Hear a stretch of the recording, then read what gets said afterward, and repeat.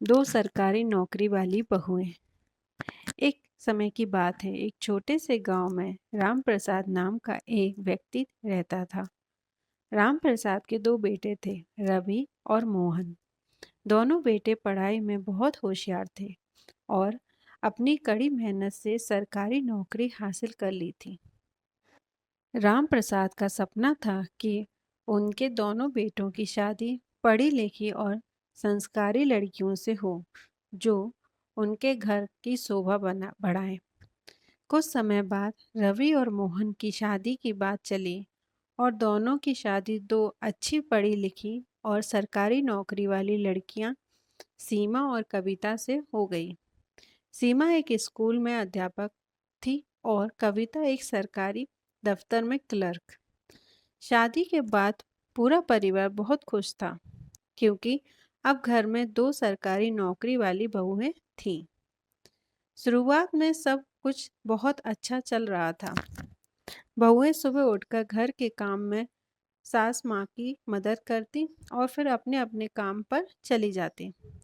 शाम को घर लौटते ही दोनों अपने अपने पतियों के साथ समय बिताती और पूरे परिवार के साथ मिलकर हंसी खुशी जीवन बिता रही थी। लेकिन धीरे धीरे दोनों बहुओं के बीच एक अनकही प्रतिस्पर्धा शुरू हो गई। सीमा को लगता था कि उसकी सरकारी ज़्यादा नौकरी ज़्यादा महत्वपूर्ण है, क्योंकि वह बच्चों का भविष्य संवारती है। वहीं कविता को लगता कि उसकी सरकारी नौकरी भी कम नहीं है, क्योंकि वह सरकारी दफ्तर में लोगों के महत्वपूर्ण काम करती है।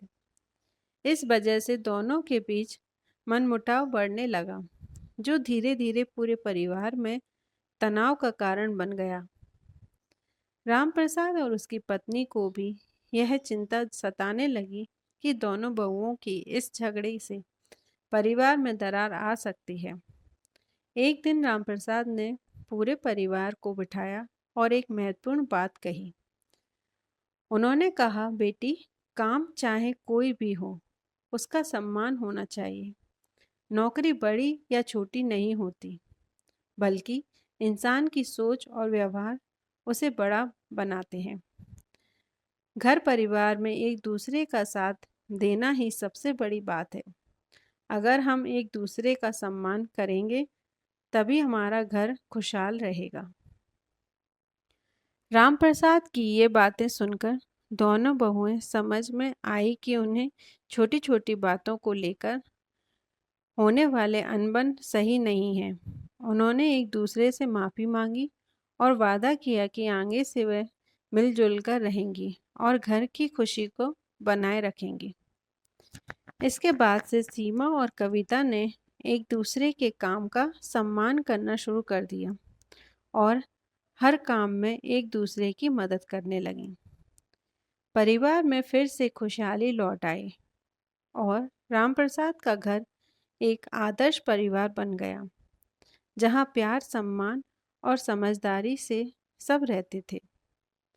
इस तरह दो सरकारी नौकरी वाली बहुएं, जो पहले एक दूसरे से प्रतिस्पर्धा रखती थीं, अब सबसे अच्छी सहेलियां बन गईं और उनके कारण घर का माहौल भी हमेशा खुशहाल बना रहता था।